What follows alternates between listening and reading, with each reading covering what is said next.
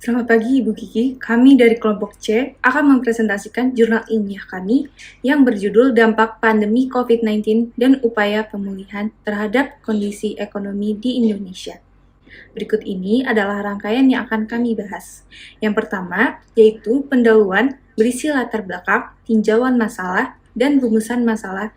Yang kedua, yaitu metode berisi jenis, pendekatan, instrumen, dan sampel penelitian. Kemudian yang ketiga, yaitu hasil dan pembahasan, berisi tentang penjelasan dan penjabaran hasil penelitian. Keempat, yaitu penutup, berisi tentang ringkasan pembahasan.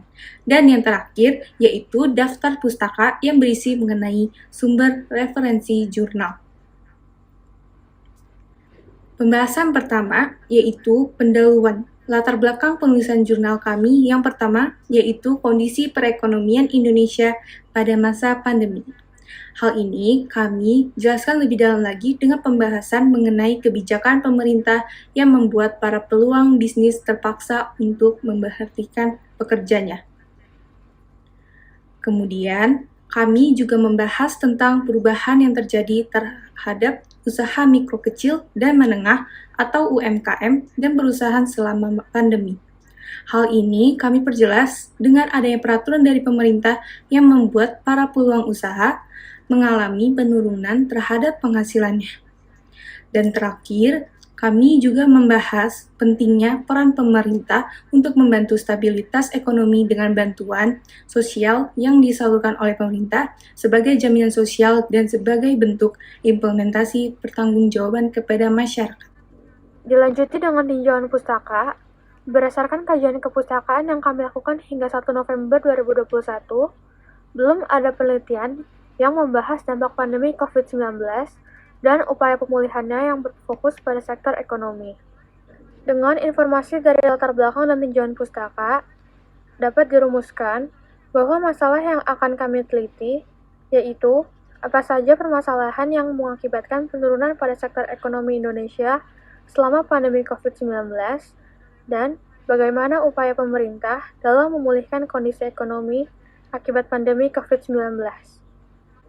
Memasuki bagian metode, dalam rangka menemukan jawaban atas fokus penelitian yang telah ditentukan, kami menggunakan instrumen penelitian berupa informasi mengenai ekonomi masyarakat di Indonesia yang kami dapatkan melalui beberapa sumber resmi.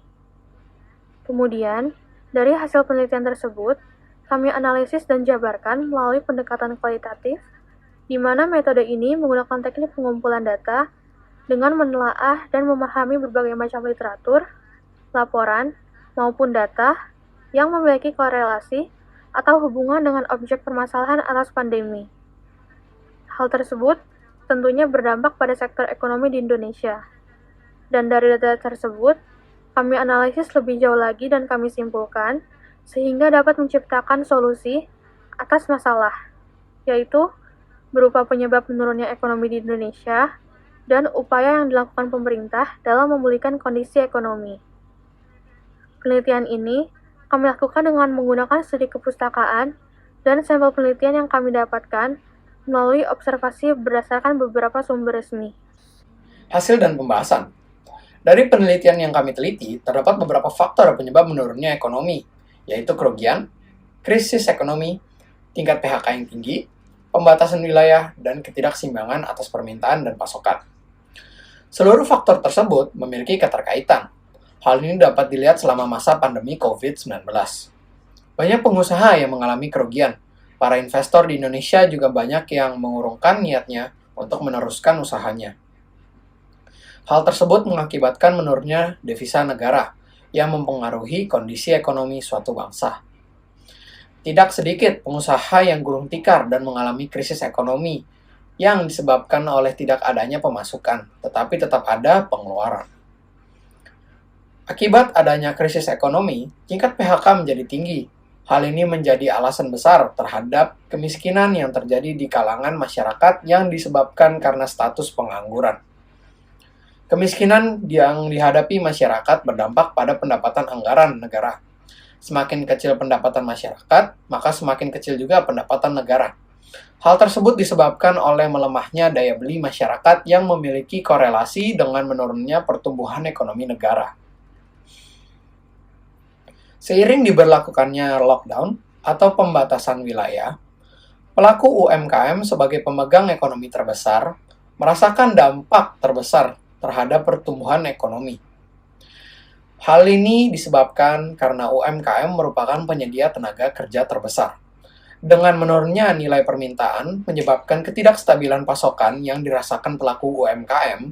Ketidakseimbangan inilah yang menyebabkan pelaku UMKM mengalami dampak atas perekonomian yang berpengaruh dengan kondisi ekonomi di Indonesia. Hasil dan pembahasan yang selanjutnya yaitu mengenai tindakan pemerintah untuk memulihkan ekonomi di Indonesia. Seperti yang terlihat pada layar, terdapat 4 cara pemerintah untuk memulihkan ekonomi di Indonesia. Yang pertama, yaitu dengan program vaksinasi. Pemerintah menjalankan program vaksinasi sebagai upaya untuk mencegah penyebaran virus COVID-19. Lalu, yang kedua yaitu uji coba alat kesehatan. Pemerintah meningkatkan uji coba alat-alat pendukung kesehatan seperti APD atau alat pelindung diri, masker, hand sanitizer, dan lain sebagainya. Hal ini dilakukan dengan harapan semakin banyak alat pendukung kesehatan yang beredar, maka penyebaran COVID-19 akan semakin berkurang. Lalu, yang ketiga adalah public figure sebagai alat promosi.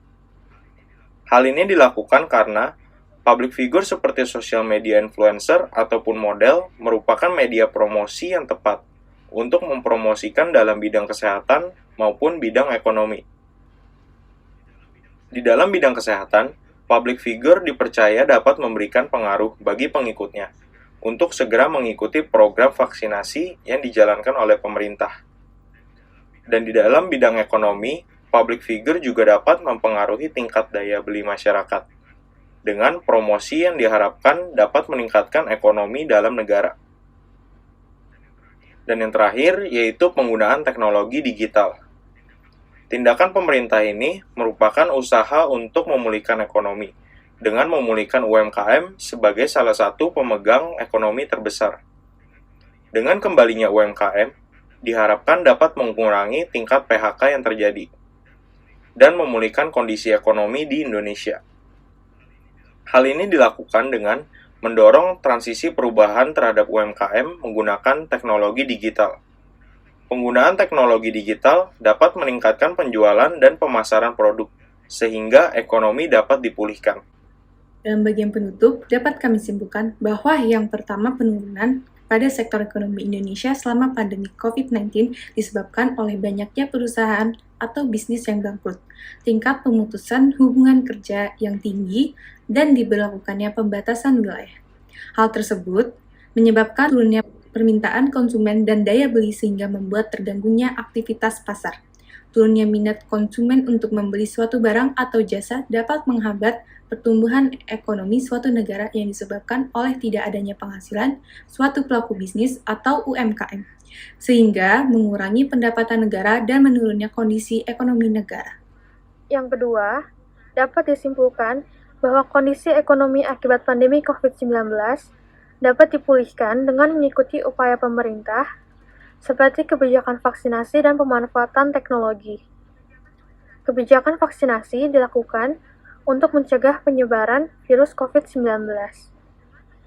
Dengan tercegahnya penyebaran tersebut, dapat mengembalikan aktivitas masyarakat yang dapat meningkatkan kembali perekonomian negara. Pemanfaatan teknologi juga dapat dilakukan dengan bantuan public figure yang dapat mempengaruhi pikiran pengikutnya untuk meningkatkan daya beli konsumen. Pelaku usaha dan bisnis juga dapat menggunakan teknologi untuk membantu pemasaran dan penjualan produk mereka. Dengan demikian, kondisi ekonomi akibat pandemi COVID-19 dapat dipulihkan. Kemudian yang terakhir, yaitu daftar pustaka. Dalam daftar pustaka, kami menulis semua sumber informasi yang mendukung kami dalam menulis jurnal ilmiah sebagai berikut. Sekian presentasi jurnal ilmiah dari kelompok kami. Semoga jurnal ilmiah yang kami buat dapat dijadikan sebagai pencerahan untuk acuan orang-orang untuk melakukan penelitian selanjutnya. Terima kasih.